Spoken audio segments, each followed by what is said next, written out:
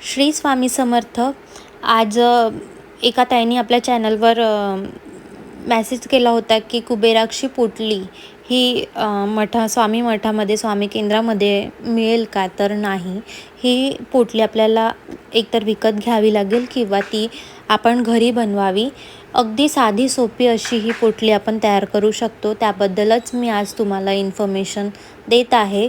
तर स्वामी समर्थ केंद्रामध्ये फक्त आणि फक्त दिवाळी संच मिळतो, तेही 101 रुपयामध्ये. नक्की तुम्ही घेऊन या.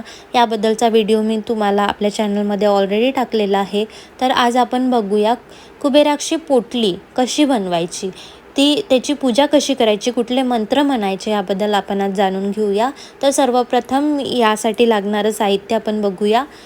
सगळ्यात आधी लाल कलरची छोटीशी पोटली लागेल, जी आपल्याला बांधता येईल, जिला आपण गाठ बांधू शकेल अशी ही पोटली घ्यायची आहे. त्या पोटलीमध्ये कुठले साहित्य टाकायचे ते मी तुम्हाला सांगते. सर्वप्रथम आदल्या दिवशीच तुम्ही हळद लावून पिवळे तांदूळ करून घ्यावे आणि ते तांदूळ मुठभर घ्यावे. मुठभर घेऊन ते त्या पोटलीमध्ये टाकायचे. त्याचबरोबर 1 रुपयाचं नाणं टाकायचं आहे, कवळ्या टाकायच्या आहे 5, गोमती चक्र टाकायचे आहे 5, सुपारी 1, कुबेराची चाबी. आता ही कुबेराची चाबी पंचधातूची सुद्धा मिळते किंवा पितळेची मिळते. तर ही कुठे मिळेल, तर ही स्टील भांड्याच्या दुकानामध्ये तुम्हाला मिळून जाईल. ही चाबी घेऊन या. त्याचबरोबर लवंग आहे, लवंग हे 5 असावे आणि लक्षात असू द्या लवंग हे फुलासोबत असू द्या, तुटलेलं नको. पूर्ण फूल असलेलं लवंग घ्यायचं आहे, हे 5 घ्यायचे आहे. त्याचबरोबर दालचिनीचा तुकडा हा 1 बोट घ्यायचा आहे, म्हणजे जेवढा असेल तेवढा, त्याला तोडायचं नाही आहे. त्याचबरोबर वेलदोडे हे 5 घ्यायचे आहे.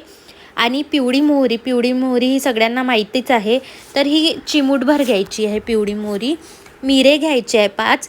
ज्यांच्याकडे श्रीयंत्राचा सिक्का असेल तर त्यांनी श्रीयंत्राचा सिक्का टाकायचा आहे. त्याचबरोबर जर या व्यतिरिक्त जर तुमच्याकडे अवेलेबल असेल, ह्या गोष्टी ज्या मी आता सांगत आहे त्या अवेलेबल असेल तर तुम्ही त्यासुद्धा टाकू शकता. त्याचबरोबर मी अजून एक गोष्ट विसरली, ते म्हणजे कमळगट्टा 5 किंवा 9 अशा पद्धतीने टाकलं तरीसुद्धा चालेल. आता मी तुम्हाला सांगत आहे की तुमच्याकडे ह्या गोष्टी अवेलेबल असेल तरच टाका, नाही टाकल्या तरीसुद्धा चालेल. लक्ष्मी मातेचा जर प्रत्येकाकडे शिक्का असतोच, एक्स्ट्रा असेल तर तो टाकू शकतो आपण. त्याचबरोबर कुबेर यंत्र, धातूचं महालक्ष्मीचे नाणे असते ते सुद्धा चालेल. ह्या सगळ्या गोष्टी आपण टाकू शकतो. आता आपण बघूया पूजा कधी करावी. तर लक्ष्मीपूजन असते त्या दिवशी आपण कुबेर पोटली ही बनवून घ्यायची आहे, ठीक आहे.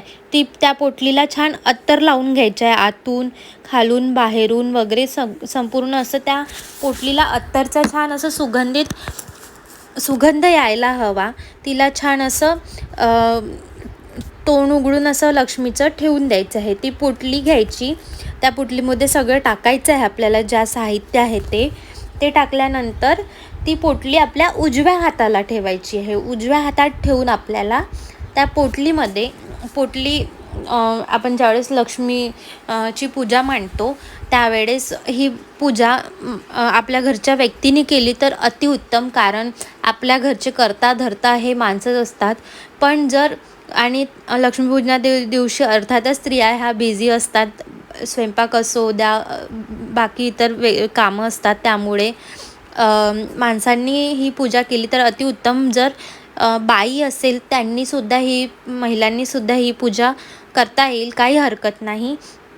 तर अशी ही पूजा आहे. त्यामध्ये पोटली ही उजव्या हातात ठेवायची आहे.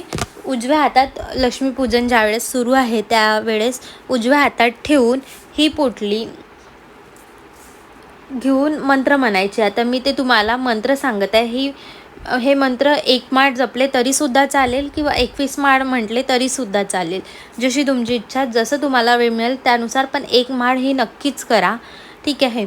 तर ओम नमो भगवते वासुदेवाय नमः हे पहिलं मंत्र आहे. ओम नमो भगवते वासुदेवाय नमः. दुसरं मंत्र आहे ओम ह्रीं श्रीं क्लीं महालक्ष्म्यै नमः. महालक्ष्मी मंत्र आहे हे. तर हे एक माळ ओम नमो भगवते वासुदेवाय नमः हे एक माळ, आणि त्याचबरोबर ओम भूमाय नमः म्हणजेच भूमाता किंवा ओम भूमाताय नमः असं म्हटलं तरी सुद्धा चालेल. तर अशा प्रकारे हे मंत्र आपल्याला 1 माळ किंवा 21 माळ असं म्हणायचं आहे. तर ही मंत्र म्हटल्यानंतर, पोटलीतलं मंत्र म्हटल्यानंतर आपल्याला काय करायचं आहे, त्या पोटलीमध्ये उघडीच पोटली ठेवायची आहे मंत्र म्हणायच्या वेळेस. त्यामध्ये सगळं साहित्य टाकून मंत्र म्हणायचं आहे, उघडी ठेवायची आहे, बांधायची नाही आहे गाठ जोपर्यंत आपण संपूर्ण पूजा करत नाही व्यवस्थित तोपर्यंत. तर त्या पोटलीच्या आतमध्ये धूपदीप दाखवायचं आपल्याला, म्हणजे दीपाने ओवाळून घ्यायचं त्या पोटलीला, आणि जे धूपचं धुवा आहे तर त्या पोटलीच्या आतमध्ये धूर जायला हवा. तर असं त्या पोटलीच्या आतमध्ये धूर गेलं पाहिजे धूपचं, असं म्हणजे जसं आपण देवाला धूप दाखवतो त्याप्रमाणे दाखवायचं आहे. ठीक आहे. तर लक्ष्मीपूजन केल्यानंतर ही जी पोटली आहे ही लक्ष्मीपूजन आपण जिथे करत आहे त्या ठिकाणी रात्रभर ठेवून द्यायची आहे. तशीच ही पोटली रात्रभर तिथेच ठेवून द्यायची आहे.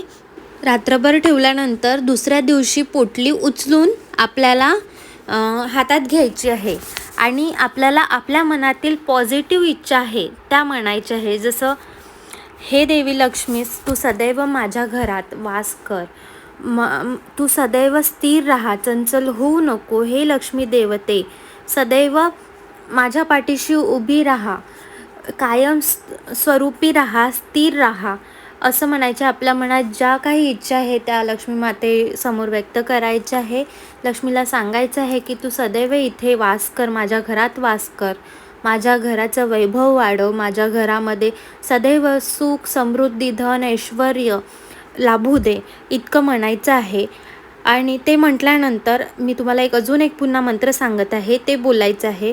तर ते मंत्र असं आहे की, एक मंत्र आहे ते म्हणायचं आहे, ते आहे ओम श्री महालक्ष्मी नमः. हे मंत्र ओम श्री महालक्ष्मी नमः हा मंत्र 21 वेळा आपल्याला म्हणायचं आहे. ती पोटली आपण उचलून घ्यायची आहे. त्यावेळेस लक्षात असू द्या, ही पोटली उचलल्यानंतर ही खोलायची नाही आहे, वर्षभर ही जशास तशीच ठेवायची आहे. या पोटलीला उघडायचं नाही आहे. या पोटलीला गाठ बांधून लक्ष्मीपूजनेच्या दिवशी उपचार झाल्यानंतर ही पोटली देवाजवळ लक्ष्मीपूजन आपण जिथे करतो तिथे ठेवायची आहे. दुसऱ्या दिवशी ही पोटली आपल्याला उचलून घ्यायची आहे, गाठ काढायची नाही आहे. वर्षभर ही गाठ तशीच राहील. यामधील जे सामान आहे त्याबद्दल मी तुम्हाला आता सांगत आहे की कसं करायचं. यामध्ये वर्षभर हा सामान असंच राहू द्यायचं आहे. खराब वगैरे होईल तर उघडायचं नाही आहे वर्षभर. या भीतीने खराब झालं असेल का बघायचं वगैरे बिलकुल बघायचं नाही. वर्षभर ही पोटली अशीच राहू द्यायची. लक्ष्मीपूजन पुढच्या वर्षी जर लक्ष्मीपूजन राहील त्या वर्षी 2 दिवसाआधी किंवा 3 दिवसाआधी ही पोटली उघडून एकदा सामान चेक करायचं आहे. जर सामान व्यवस्थित असेल तर ती पोटली तशीच ठेवायची आहे. जर तिथलं काही तांदूळ वगैरे खराब झालेलं असेल तर ते चेंज करून जे तांदूळ आहे ते वाहत्या पाण्यात घालायचे आहे, आणि बाकीचं उर्वरित सामान आहे जे खराब नाही झालेलं आहे ती पोटली त्या पोटलीमध्येच टाकून पुन्हा जे तांदूळ वगैरे आहे टाकायचे आहे. अशाच पद्धतीने ही पोटली तयार करायची आहे. आणि ही पोटली दुसऱ्या दिवशी मंत्र वगैरे म्हटल्यानंतर ही पोटली तिजोरीमध्ये ठेवून द्यायची आहे. तर लक्षात असू द्या, गाठ सोडायची नाही आहे. ही पोटली जशास तशीच ठेवायची आहे. त्याचबरोबर ही पोटली जर आपण बाहेर कुठे, खूप महाग असते, याची प्राईस खूप महाग असते, त्यामुळे शक्यतोवर ही पोटली घरीच बनवून घ्यायची आहे. मी तुम्हाला पूर्ण साहित्य सांगितलेलं आहे. आणि जर तुमच्याकडे वेळ असेलच तर आपण दर शुक्रवारला, मंगळवारला आपण स्वामिनीची आपण पूजा करत असतो. त्याचप्रकारे पौर्णिमेला आपण सत्यनारायण करत असतो. तर एखादी वेळेस ही पोटली काढून आपण म्हणजे जेव्हा आपण पूजा करतो तेव्हा तिला गंध, अक्षदा, फूल वाहून आपण पूजा करून पुन्हा ही पोटली तिजोरीत ठेवली तरीसुद्धा चालेल. 1-2 वेळा असं केलं, पूजा केली आणि महालक्ष्मीची पूजा केली तरीसुद्धा चालेल. ठीक आहे. तर अशा प्रकारे ही माहिती होती. संपूर्ण साहित्य मी तुम्हाला सांगितलेलं आहे. त्याचबरोबर मी याबद्दल छोटासा अजून एक व्हिडिओ आपण बनवून घेऊया. त्यामध्ये फक्त आणि फक्त मी साहित्य सांगून घेईल. व्हिडिओ आवडल्यास नक्की शेअर करा, सबस्क्राईब करा, लाईक करा अशाच महत्त्वाच्या माहितीसाठी आपल्या स्वामीनाथ चॅनलवर प्रतिसाद द्या. धन्यवाद. तुम्हाला माहिती आवडल्यास मला कमेंट करून नक्की कुठल्याही विषयाबद्दल माहिती हवी असेल तर मला कमेंट करा. मी तुम्हाला लगेच रिप्लाय देईल किंवा थोड्या उशिराने देईल, पण नक्की देईल. धन्यवाद. श्री स्वामी समर्थ.